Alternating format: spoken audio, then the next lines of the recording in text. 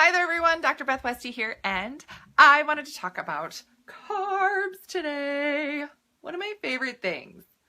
After peanut butter, I think carbs would be my boyfriend. So carbs and menopause. And the reason I want to talk about this is that there's a lot of women who are really fueling their body differently, or they're trying to eat differently after their body goes through a life change, and they're missing out on this key nutrient. By cutting carbs, you can have a very short-term result that may seem really exciting and that you're getting on the right track. But if you don't reintroduce carbs into your diet, it will actually slow your metabolism down more and have a harder time in your endocrine system really coming around, which means everything gets tougher and your hormones are not happy, even more unhappy than they are right now. So, okay, what does that mean? How does that work? What are the tips? How do I do this? I'm going to dive right in. I do have a challenge for women who are in menopause, whether or not it be from like someone who has had a hysterectomy or something else has changed, hormonally for you, or if you've just reached that age where it's just things are different in your body now. Great. You can click the link and learn more. But these are some of the, this is the tip of the iceberg here, what I go over on these videos. In the group is where I dive in and you get all of this content to really have for yourself and to get these tools. So going forward, you know what to do. You're in control. You have hope that things are going to change because you've already seen that change and you're not stuck and frustrated anymore. So I'm excited about this. So when we talk about carbs and the importance for that, it's one of the macronutrients, right? You got proteins, fats, carbs. Having enough healthy fat in your diet is important for women. Women need healthy fat to have that hormone production happen at the appropriate rate. So most of the time women are missing out on healthy fats. I'm going to do a video on fats another time, but just keep that in mind because a lot of times gals will think, oh, I'm changing my amount of carbs or I'm dropping out carbs, so it's taking out my calorie amount. If you decrease your calories too much, it will really shut down your metabolism very quickly and easily. During this change for women, when your body all of a sudden has a hormone shift, that it's going to use any excuse, any stressor to shut things down more. So oftentimes going through change in hormone like this, a major shift in hormone, it's just a stressful, traumatic event for your body. And your body loves, when it's stressed out, it loves to say, oh, we're going to down-regulate. We're going to slow it down. I don't like it. Like that. So carbs are an important piece. Now there's part of the program that I have for women, this challenge group, it really does go through carb cycling and things like that. So, and I'll get into that at a different time. That's not what this video is mainly about, but overall it's just letting you know you do need carbohydrate in your diet and really counting on the labels of things, the appropriate thing. I'm going to use this as an example of the label just because it's sitting right here. I did eat it with a spoon. That's my disclaimer. I owned this thing. It is gone. It's delicious. I got it at Costco. It's amazing. So when you look at a label here, so I'm just going to put this up here and hopefully it will focus on the label. Is it doing it? I want you to realize when you're looking at carbs and the carbohydrate amount, am I doing this right? Okay, here we go. The carbohydrate amount there, when it's, how do I get it to focus on this? Is it focusing? Is it doing it? I'm trying to make it work. Okay, so the carbohydrate amount here, it says 13 grams. And then it says 3 grams of fiber though and 8 grams of sugar. So that's different. Total carb is different oftentimes than the fiber and the sugar. Now, of course, you're like, okay, 13 grams, but sugars plus fiber does not equal 13, right? 8 plus 3 does not equal 13. I'm going to write this down quick. So the total carb, the fiber, and the sugar. The total carb that was listed here was 13 grams. The fiber amount was 3 grams. The sugar amount is 8 grams. And they're like, what? How is that? Right? So that's what those things there. But wouldn't it make sense that the sugars plus the fiber would equal the total? It would make sense, right? But that's just not how it goes. The one thing that you really want to focus on, because for fiber, you need a certain amount of fiber in your diet. Your digestive system is changing. All the other things are really, really important. Katie, you may have binged on that once or twice. Oh, totally, right? Totally. But looking at the fibers, the one thing to really watch is that sugar content.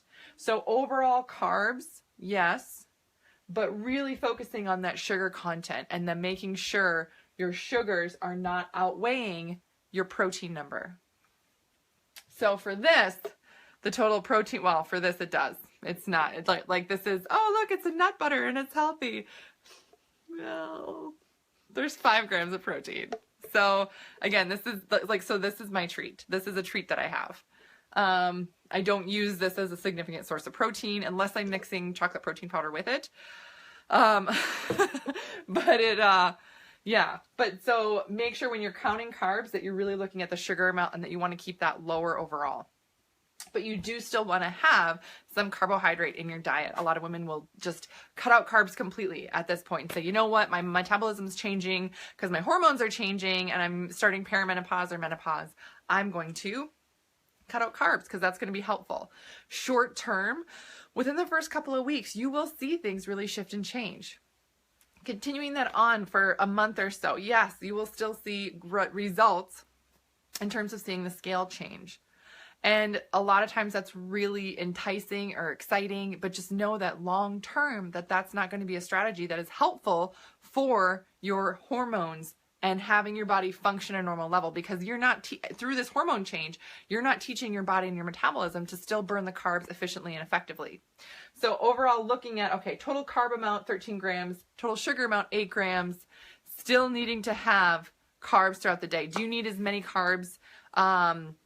Losing muscle makes the scale change. Yes, it does, Katie. Absolutely. Yes, right? It totally does. But making sure that you're getting your proteins in first, but then still some carbs. One of the tweaks with carbs is that you're getting your carbs in earlier in the day. When your metabolism shifts and changes and these hormones are just going totally different in the body.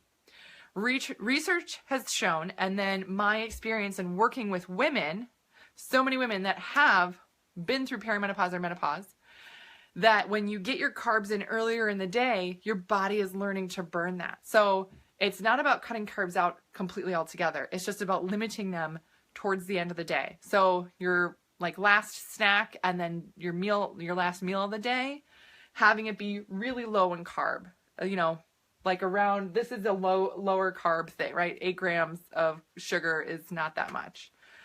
But just to keep it lower towards the end of the day.